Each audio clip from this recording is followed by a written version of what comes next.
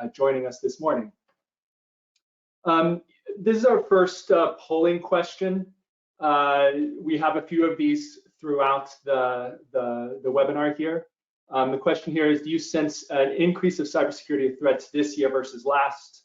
And I think our perspective is yes. It will be interesting to see what those who are on the call think. I think we'll get those results up here in a few minutes. But from our perspective, again, Xantreon has seen an uptick, and yeah, looking at the results here, it seems like that's something that you all are seeing as well. I think when we look at kind of the cyber threat landscape, we definitely are seeing more attacks, more angles that attackers are taking to try to compromise systems, and keeping our defenses up and reacting to those attacks is something that we obviously think about a lot. So moving here to the next slide, we wanted to start with giving a couple examples, real-world examples of things that we've seen in the last 12 months, incidents that we've been involved in. I'll kind of walk through a few. I think these types of things are always interesting for perspective. Starting off, we worked this year with a manufacturing firm. This firm was completely crypto lockered when we engaged. They had, they didn't have very good security controls. They're a manufacturing firm, which tend to lag a little bit in kind of the technology and security controls. And we saw a complete crypto locker for all servers. They had some cloud services as well that were impacted, and all of their endpoints. This company was essentially dead in the water.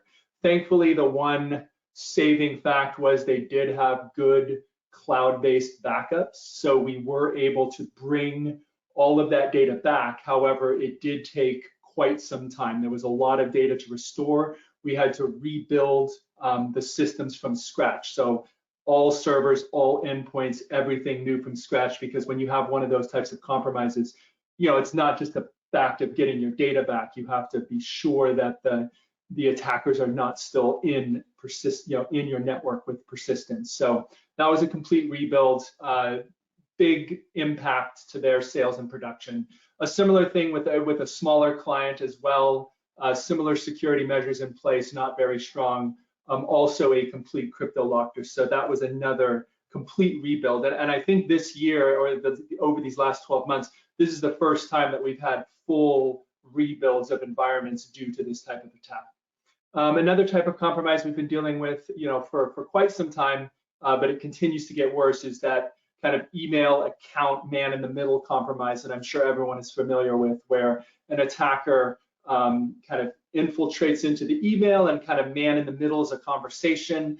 This was a lending firm, so again, was able to get in between a conversation and have a lot of money wired to a independent account that they were able to get a hold of those funds. So that's more common that we've seen over time, but again, it's been ramping up. Another kind of clever attack we saw recently was a new HR representative joined a company, and we suspect that through LinkedIn, the attackers were able to glean that information and work out kind of a trick, a spoofed email. This wasn't a full account compromise, but kind of a spoofed email that asked to redirect a paycheck to another a bank number, and that went through, and a paycheck or two went through. So again, we're seeing the similar attacks, but they're just kind of amped up and ramped up.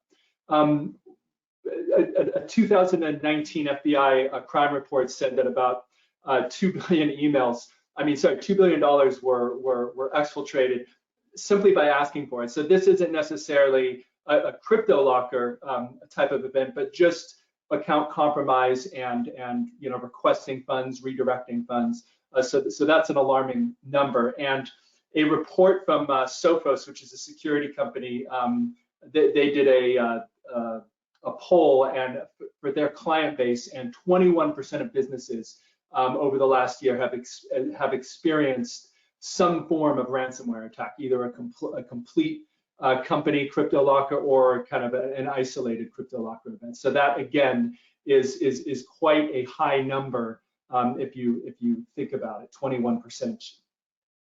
And another thing we're seeing is the attackers are getting really smart about how they ask for the money and how much they ask for. So we're not seeing this kind of blanket attack where they CryptoLocker and just ask for a few $1,000s.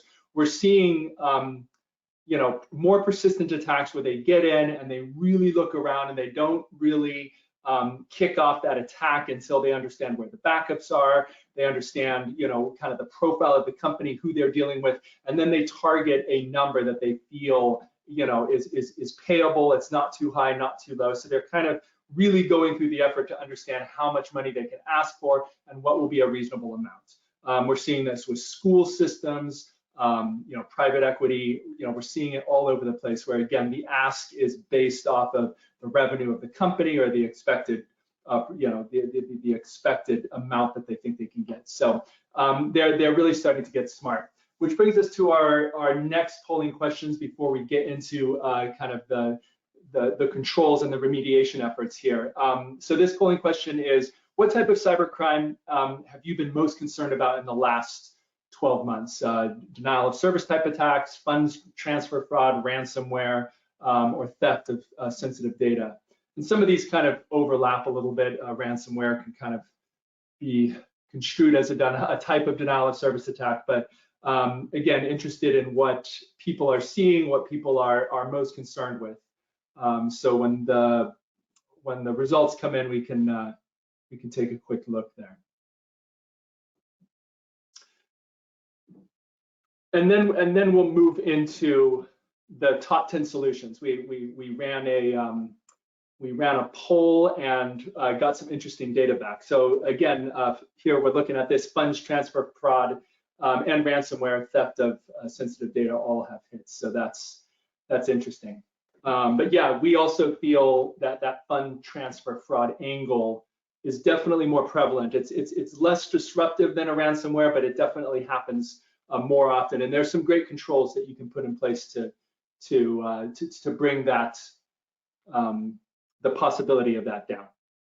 So moving on here, here we're going to talk a little bit about what we feel are controls and technologies that you can put in place that will help prevent the breach of these types of data breaches. Obviously, there's no silver bullet. There's no guarantee that if you do X, Y is not going to happen. But as you amp up your controls and your technologies, it reduces the likelihood that you will be a victim of these types of attacks.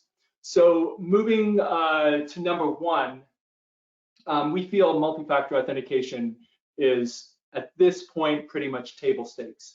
Most people have multi-factor in place. Most of our clients do, and we suspect that it's something that's on everyone's roadmap, if not already implemented. Microsoft did a study that we thought was really telling about accounts that were compromised kind of over a period of time. I guess this was in January, in 1 month. So again, the ratio is incredible, adding multi-factor versus without multi-factor. And we've seen the same. Most of the compromises that we've seen have been with clients or accounts without multi-factor. It's not impossible to have an account compromised with multi-factor, but it's exponentially more difficult. So we feel that this is one of the best and easiest ways to prevent all sorts of attacks. One thing to note that we've seen is make sure that you get your multi-factor wrapped around all of your critical data. So we have seen instances where companies have put in multi-factor, for example, in Office 365, yet not gone all the way through to the end in disabling kind of the legacy protocols that don't require multi-factor. So there's ways you can turn multi-factor on without completely disabling the old methods of access. So be cognizant of that and really make sure that you go through and disable any form of authentic, the old authentication that wouldn't require it. Another thing to consider is all of your, again, I mentioned all of your critical data. We've seen where multi-factor, it's always good to put multi-factor in place, but be aware that if you put multi-factor in, your email that you really also need it on your VPN, on your remote desktop. If you have SaaS services, that again, you covered and blanketed all your critical data with that multi-factor. So that's something to keep in mind, and something that's a little harder to do, but definitely worth going after. Which moves us to kind of our second, our number 2 here is single sign-on. This is something, again, I think most people are slowly moving to. We are big proponents of single sign-on for both ease of use for the end user. They have, kind of one identity, and they can go and access all of their SaaS and local applications. It's step by step to get there. It's not, you can't just flip the switch and have everything flips to single sign-on. Some older applications don't support it, but we really march towards trying to get everything under single sign-on that's possible. I mean, it really kind of goes to our identity protection and kind of really focusing around the identity, which multi-factor and single sign-on really help you control and understand that identity. A side product of having single sign-on in with a provider like Azure AD is you get really good auditing controls of like what users are doing when they're logging in and where they're logging in from. It can give you lots of telemetry around, even if you have multi-factor, if there's attempted account compromise via, where people are logging in from and how often they're logging in. A lot of data can be gathered and analyzed, and it's a very powerful. It's a very powerful tool. So we're, again, protecting that identity. We feel having a single source of that identity through a product like Azure AD or some form of central cloud identity and wrapping in all of your SaaS-based applications to that is very important. And then that moves us on to, there are those applications which can't be wrapped under SSO because they're not SAML compliant, or there's some reason, and so there we like to see a strong password manager in place, something like LastPass or Keeper. Again, we like that password manager to be tied in to the single source, the single sign-on provider, multi-factor, of course, but then you can hit those websites that might not be fully compliant for a single sign-on kind of implementation. We see this a lot with financial firms, RIAs, which might have, a lot of bank usernames and passwords for their clients, or, just things that can't be wrapped in. So again, a password manager is great. Having a corporate password manager, we feel is an important step, not allowing people to just be running their own password managers, again, because these usernames and passwords are really corporate assets, and you need to be able to audit them and change them if needed. If an employee is terminated, again, you want to be able to disable that one account and have that flow through all of your single sign-on, your password manager, be able to understand what passwords you might need to change. So again, we feel this, again, continues to wrap around that identity, right? You get that single source of truth around identity, you get multi-factor, you get single sign-on, you have password manager, and that really helps kind of round out the identity and controls and security around authentication.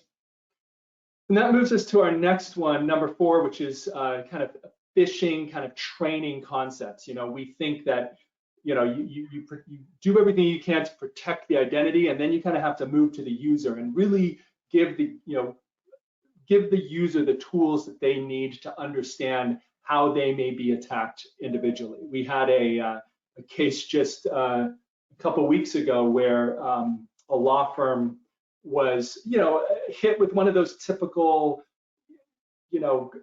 cards. Go to Walgreens and buy a bunch of iTunes or eBay cards, which you would think at this point no one would fall for. But again, it was supposedly coming from the partner, the main leading partner of the firm, and he went out and got these cards and sent them off. And thankfully, it wasn't a huge amount of funds, but still, it goes back to the need for that end user training, right? So you can use a platform that can do phish testing with remedial training, but beyond that, just having some form of regular training is really important for your end users, because again, most of these attacks come through kind of the vector of the users, whether it's through phishing or kind of a direct contact mechanism. Training the users is a really important thing, and we definitely see, when we start these types of trainings, we definitely see a reduction of kind of interaction with those emails. So we're able to track, when we send that first phishing email blast out, how many people interact with it,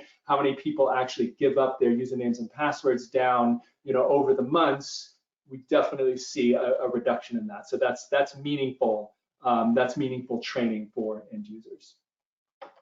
Which leads us to our third quick polling question here, which is, how do you see your use of external cybersecurity vendors changing in the coming year? So, we always see that kind of partnership with vendors as being something that companies are always evaluating. Whether they're using more in-house resources or more external vendors. We see larger firms and companies being able to have the resources to train internal resources and keep them on staff and motivated. But we see a lot of the smaller firms needing to outsource that. So that's it's just an interesting question that we like to see how others are thinking of. But typically we see the benefits on both sides here. Yeah, so that kind of trends to what we see out there, which is typically again in kind of the SMB and mid-sized space, using external resources more. All right, so that moves us here to number 5, which is around data encryption. This is something most people have in play, some type of encryption going on. With mobile devices, iPhones, iPads, those types of mobile devices, it's starting to get really easy because those are encrypted by default typically. Most Androids and iPhones nowadays kind of come out of the box with pretty strong encryption baked in. Endpoints, laptops, Macs, those are still kind of in that area where you definitely need to have some controls and some management. We see that as being kind of the gap where you really have to have a good sound policy around how you're encrypting your endpoints.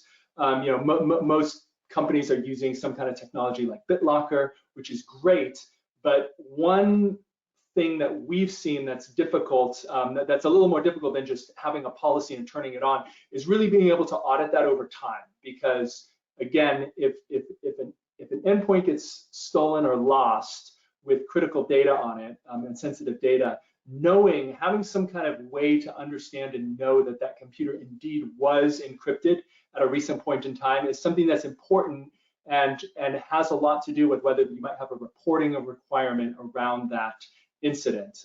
So again, being able to go back and say, oh, yesterday this computer was online and indeed we have proof that it was encrypted, essentially makes that a non-event. Whereas if you don't have something in place, you kind of have to assume that your policy was in play and that computer wasn't somehow unencrypted for whatever reason, for some kind of BIOS update or something like that. So again, having a good sound policy is important. Following that policy is important, and also having some kind of audit mechanism in place to be able to definitively point to a trail that says, yes, indeed, that we have proof that that computer was encrypted is very important. Obviously, fines can be levied for different types of data that might be lost. I mean, there's some examples here up on the screen, especially around companies with HIPAA information or financial information. It's definitely something you want to take into consideration. All right, so moving to our 6th topic here. Here we've got the internal security policies and risk assessments.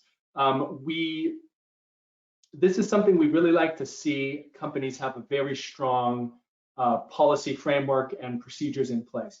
A lot of companies have a lot of technical controls in place, but not a good tying document that really explains the security program and the security policies. We find that going through this exercise typically brings in a lot of CX level discussions, which is great to kind of get that visibility up the org chart and just, you know, high-level decisions made. And once that document is created and decided on, we find that it really helps answer a lot of future technology or operational questions, where you can kind of point back to the document and say, you know, this is our policy, therefore we can or we can't do X, right? If you're bringing in a new vendor or you're bringing in a new technology, you can find, you know, pretty quickly if it conforms to the policies and procedures that you have put into place. Not to say that you would never change it or review it. A good security policies and document is typically gone over at least annually and updated. But, you know, having that in place can reduce the likelihood of both costly penalties and also missing something or having a gap in your security controls. So again, some examples here up on the screen that have to do with firms that have HIPAA data or GDPR, where, you know, the lack of a good policy and following that policy resulted in fines. Which brings up another topic of if you do have a security policy, you really need to make sure that you're able to follow it. So, you know, we like to see, you know, don't go too far out ahead of you of what you're able to do in your policy. Be very careful that if you say, you know, we encrypt all our endpoints, or we encrypt everything, that you again have good auditable controls to follow it. Because if it's found that you don't follow your own security policy, that can almost be worse than not having a policy at all. So again, there's that balance. Really make sure you have a good policy and you're able to follow it. Don't be too aggressive in your policy or make claims that you can't follow through on. All right, and that takes us here to number 7, which we look at around kind of controlling the endpoint. So stepping back, you know, I talked about securing the identity as being one of the prime kind of candidates or prime controls in this new kind of cloud era, where we don't have perimeters around our networks anymore, right? We really care about the identity of the user, about the user themselves, training the user. And then the next most important thing is really controlling and protecting that endpoint, right? So we want to see multiple layers of technology on an endpoint, right? Not necessarily relying on a single, you know, kind of legacy antivirus product. We want to see, you know, possibly an EDR solution in there, which are kind of modern, you know, endpoint detection and response capabilities with logging. We want to see, you know, some kind of internet filtering technology, because again, you may have had a firewall in the past that did internet filtering for you. That doesn't really work anymore, as people are working from home or people are working from, you know, wherever, Starbucks. You need to be able to have those same kind of enterprise controls and protections down at the endpoint level.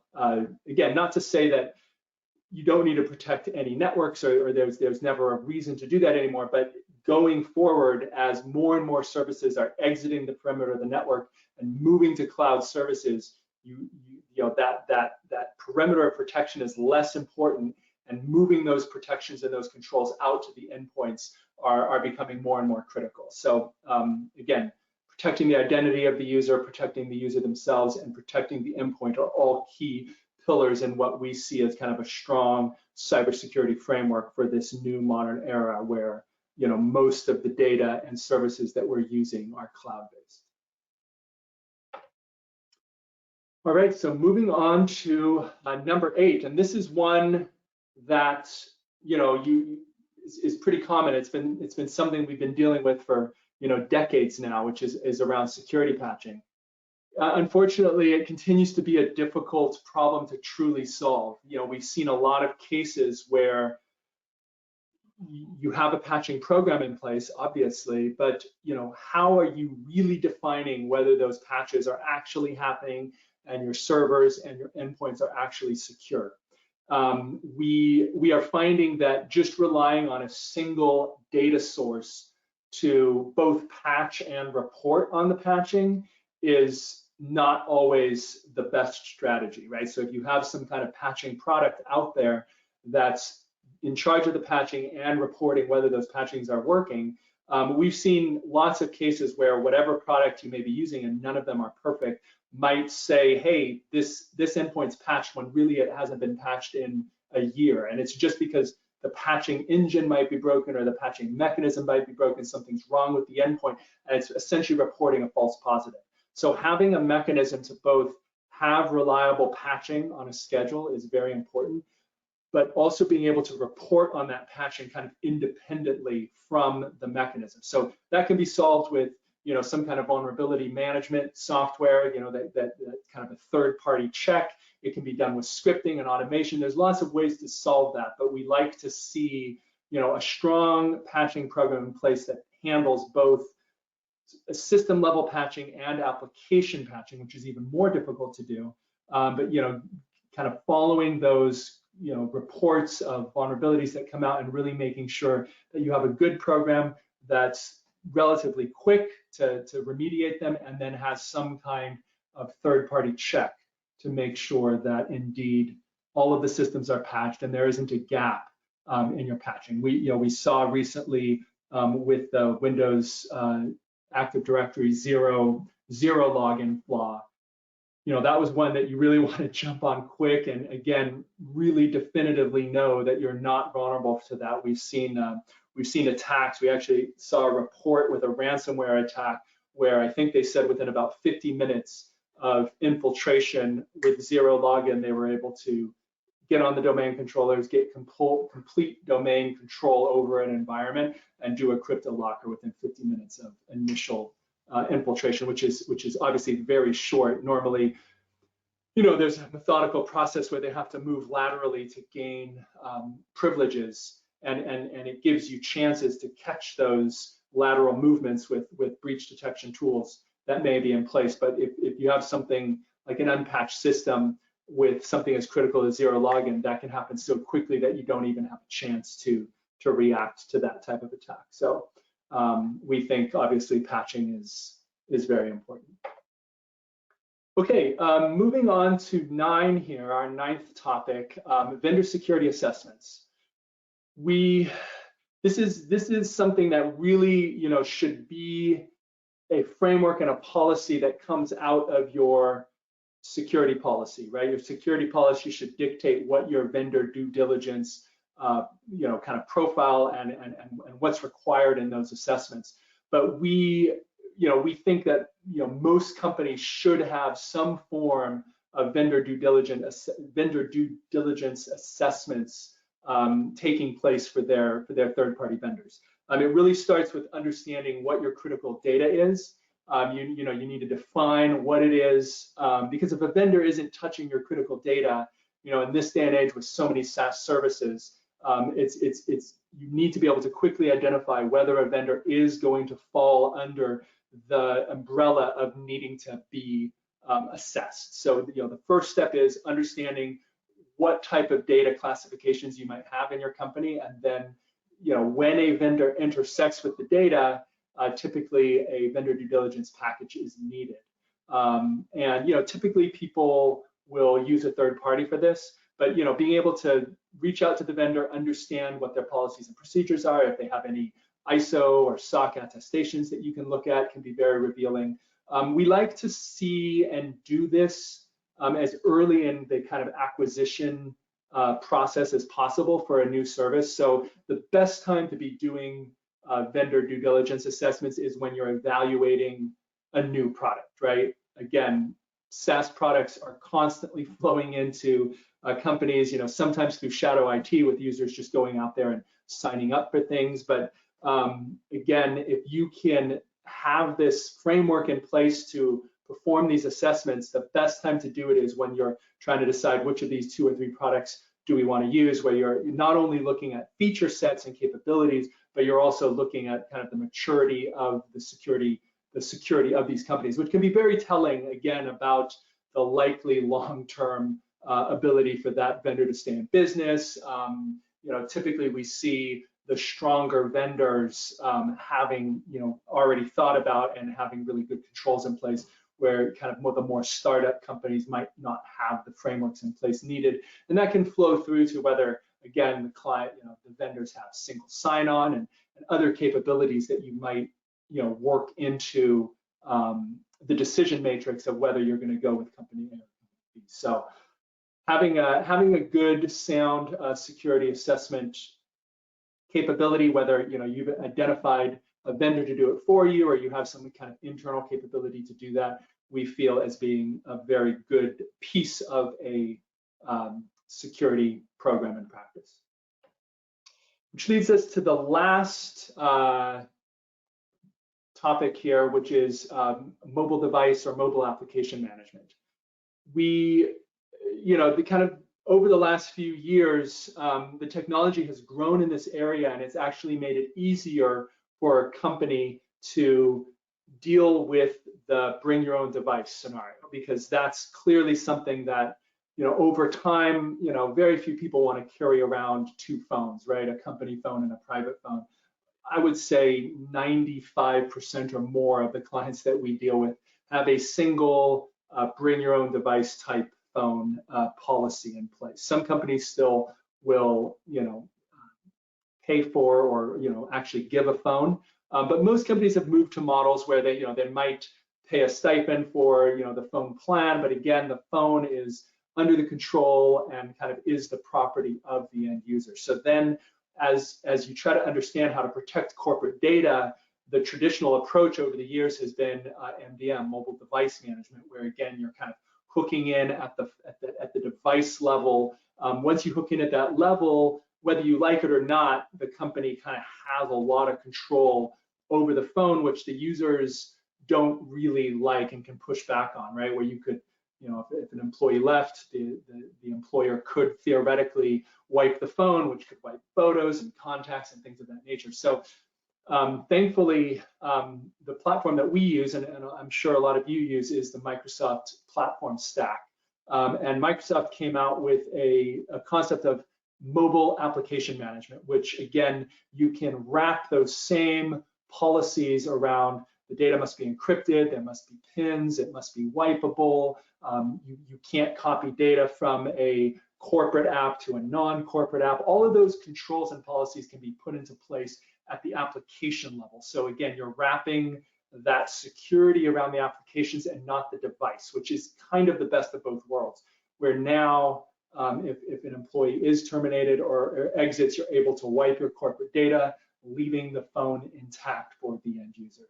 And the reason, again, this works in kind of the Microsoft ecosystem is because all of the applications that people are using on a day-to-day basis, Outlook, Teams, OneDrive, Excel, all of those apps are Microsoft apps that users want to use. A lot of other MDM technology companies kind of tried to move into this managed apps, but again, no one wants to use the third party's version of Word or a third party's version of Outlook, right? So it kind of, for those of us who are kind of in the Microsoft ecosystem and platform, this has been a really easy transition to go towards, because again, the users are already using the apps. They like the apps. We can control the apps, and it makes a very compelling story from a security and compliance perspective from the company, and from a user not having to give up kind of privacy or control on their personal device. So that's been a really nice technology play that's really come forward in the last year or two from Microsoft. Okay, so moving, I thought this was an interesting slide to show. So we did a survey for a bunch of companies, and we got this data back. And some of this was a little bit surprising to me, but kind of going over the top 10 things we just talked about, this was a percentage of firms that were currently employing one of these types of technologies. So again, a lot of people have some form of device management in play, some encryption in play, internet filtering. I was surprised that multi-factor was just at 50%. I would have suspected at this point that number would have been higher.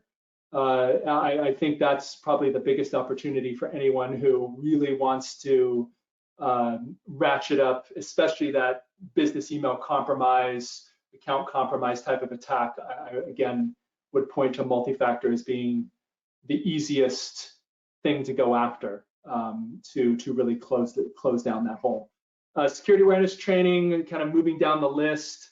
I was surprised that patch management was so low.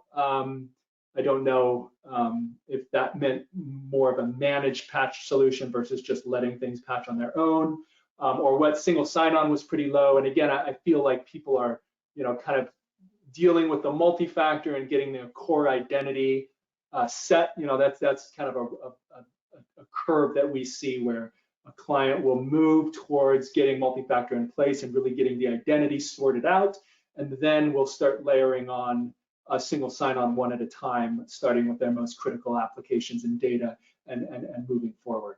So that's kind of a trend that we're seeing.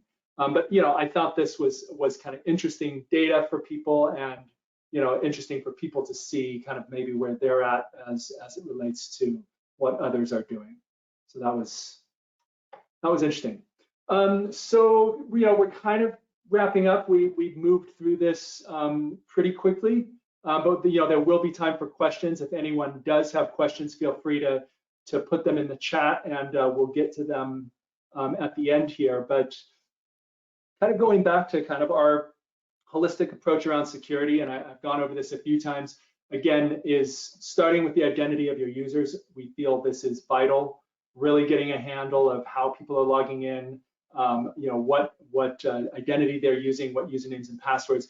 Really try to stay away from multiple identities where people are having to remember different usernames and passwords for different services, because again, that leads to people writing usernames and passwords down, saving them in their email, just having bad kind of user training due to the fact that they don't have a single identity that they can use for work. So we see that as being really important. And then kind of going down to the securing the endpoints, we also feel that's vital, getting multiple layers of protection, getting visibility, some kind of breach detection capabilities on endpoints. And then something that we didn't really go over in this, but is also obviously important, is protecting the sensitive information.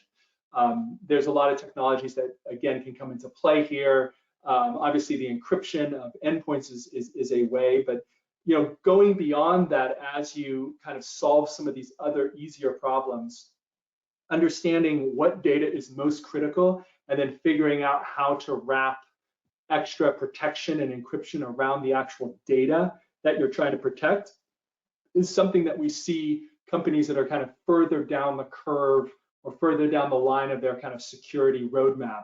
Once these other types of controls are in place, people start really thinking about, well, how do I want to protect the data independently from where it might live, right? So again, when your data moves to the cloud, into a SharePoint library or a Box or whatever, do you want to start applying controls at the data, at the sensitive information itself, whether it's documents, Excel files, what have you? There are technologies out there like information rights management where you can say, only this group can access this data, and they must be online and authenticated. So again, if someone exfiltrates the data on a USB stick and sends it to someone else, they can't open it. And again, that's further down the road. That technology really only comes into play when a lot of other things are done and in place. But it's definitely out there, and something that we're starting to think about, and we're starting to engage with our clients on as they, again, get more and more maturity around their security process. Okay, so moving, I think this is our final polling question. And then we are at this point, that's the end of the presentation. And if anyone has any questions, please feel free to chat them, and we can go over them. But yeah, that's the official end of our presentation here. And I guess if we have any questions, do you want to, if there are any questions, do you want to start reading them out?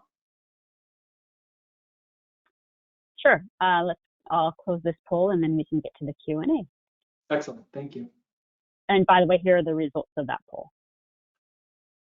Yep, and that's not surprising. I think one interesting thing is, as people look to increase their spend or to increase the technologies that they might have around security, you know, in this last year with everything that's happened, you know, in some cases they're reallocating, you know, reallocating budgets that other types of technology spend into security. So we're seeing that kind of reallocation take place where there might not be extra funds for security necessarily, but, you know, clients will start figuring out ways where the importance of security is really ramping up in people's minds. So they're finding ways to get the controls in place that are needed.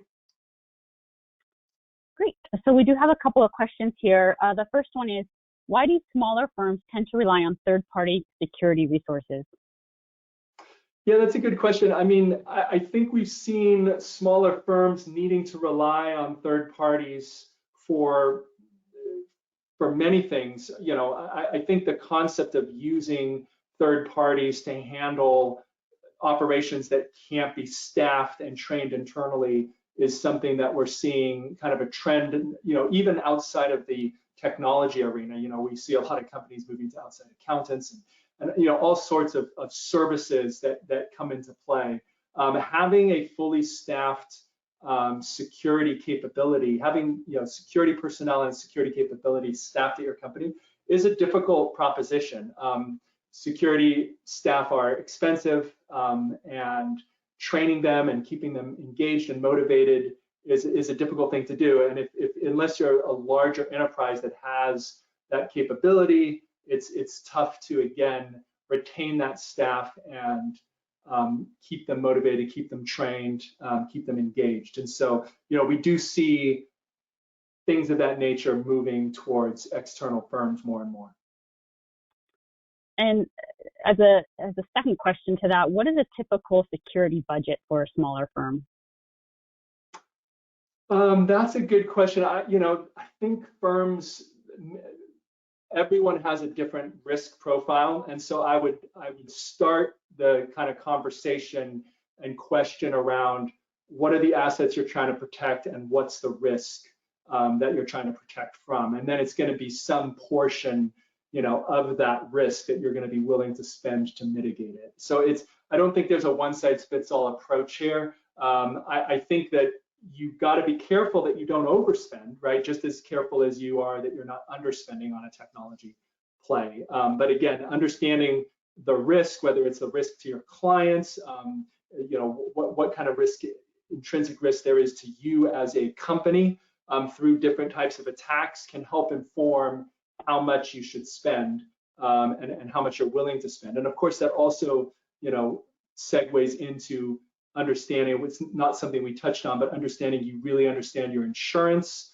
what they are going to cover, what they're not going to cover. You know, I touched on that big compromise we dealt with early in the webinar, where again, it was like a $250,000 that this company needed to spend to kind of get back on its feet.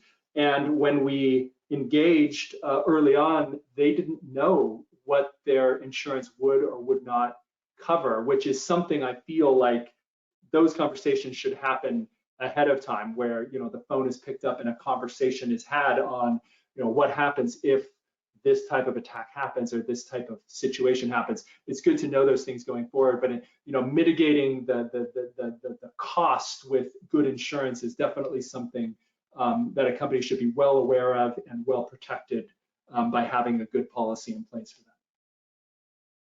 Great, thank you. Before I get to the next question, there is a poll showing on the screen right now. Should you have any questions that you'd like to speak to somebody about or would like some more information about the services here today, just answer one of these, check one of these items and we'll follow up with you directly. The next question I have on the questions panel is, what are your top tips for building a security team?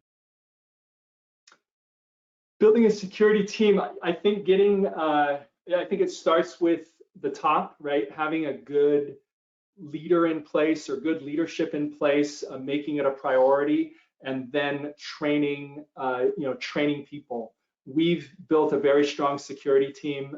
We have a few key personnel that really run that portion of our business, but you know, kind of bringing staff in and getting them trained up is a big piece of what we do. We like to, you know, bring people up within the organization.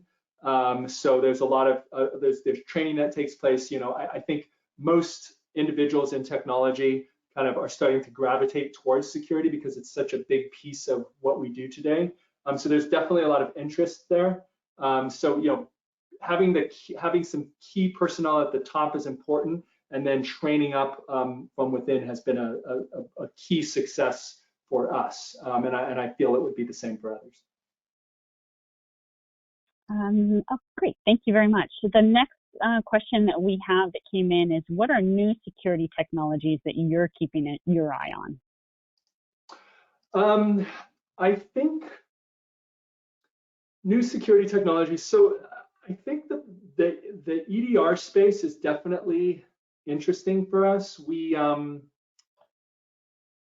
evaluated a bunch of those technologies, and there's some really good stuff out there, especially around the being able to log and understand, you know, kind of scenarios as they're happening, or once a scenario happens once, being able to see if that same kind of attack is happening in other locations. So that kind of visibility into those attacks is definitely interesting. I think another angle is, as people move to cloud technologies and more to serverless infrastructure, we're starting to see, you know, security technology that is less about, you know, a single server or a single instance that you might put an agent on or worry about, and more about how the service is being interacted with and used. And so kind of API-based, you know, like being able to pull all that information in from your different APIs, gather it together, and have playbooks, and, you know, being able to run incidences off of those different types of alerting. You know, the things are really starting to flatten out, and the services that are being used are starting to get broader and broader, right? So you know, before, where you might have had a single file server and you worried about access, you might have a Azure files or something on Amazon blob storage, and you're having to understand, you know, are these open to the outside world? Are they authenticating correctly? Who's accessing them? Are there alerts around these kind of serverless pieces?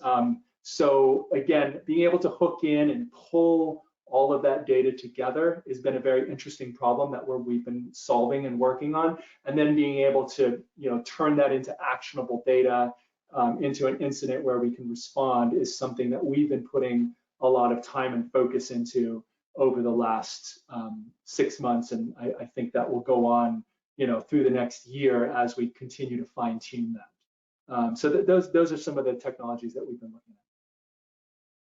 Great. I think we have a couple minutes left. We have a couple more questions here. The first one is, what are your suggestions for building a strong security culture in an organization? I think it goes back to really having a good security policy and framework in place that's actually readable and understandable, and that is trained on, so that employees understand the importance of it. So, you know, we have a policy, you know, policies and procedures in place, obviously, and it's something that we get in front of our employees regularly. We actually train on, so it's not just read this policy and sign your name annually for any changes, but it's, you know, people read the policy, and then there's questions that come after it. We put that into a learning kind of management system that we're able to track. I think it really comes from the top.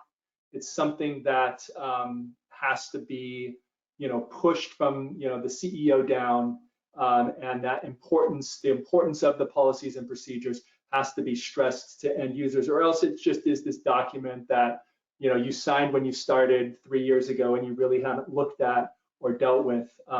So bringing that to the forefront of employees on a regular basis, I think, is something that's important for us. Obviously, you know, we go through an annual attestation process where, you know, we have auditors that come in, and so I think it's easier, you know, when you have something like that in place, you know, it's something that's always in the back of your mind and that you're focused on, and so I think that permeates out through the organization. But where you don't have that requirement, or you haven't put yourself through that type of audit, I think, just a regular cadence of getting eyeballs on it, doing some training around it, and really helping employees understand how important it is to the long-term success of the organization is something that is definitely helpful.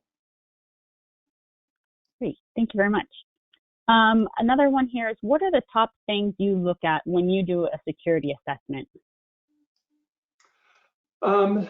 So the type of security, so when there's two types of security assessments that we do. Obviously, we look at clients, maybe prospect clients or our own clients, and we try to stick to the common kind of frameworks that are out there, whether it's the NIST framework or the Common Control Set framework, where we'll map out kind of best practices. A lot of the things that were on this list and others would be ways that we would understand how a company that we might work with in the future is, and kind of help map that roadmap to controls that should be put in place and things that should be done.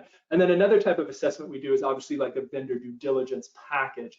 We don't do a huge amount of those because it's time consuming, and there are other vendors that do them as well. But that type of assessment, we're really looking more towards reports, what kind of SOC information they have, whether we can review it.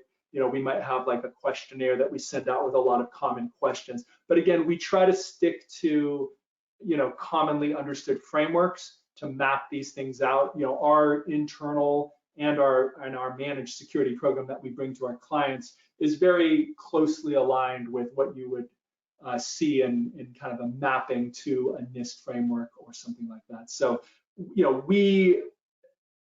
our philosophy around how we interact with our clients specifically is we want to hit the majors first, and we want to bring meaningful change. We don't just want to bring in technology for technology's sake. So, we'll, obviously multi-factor would be, if it's not in place, one of the first things that we would try to do.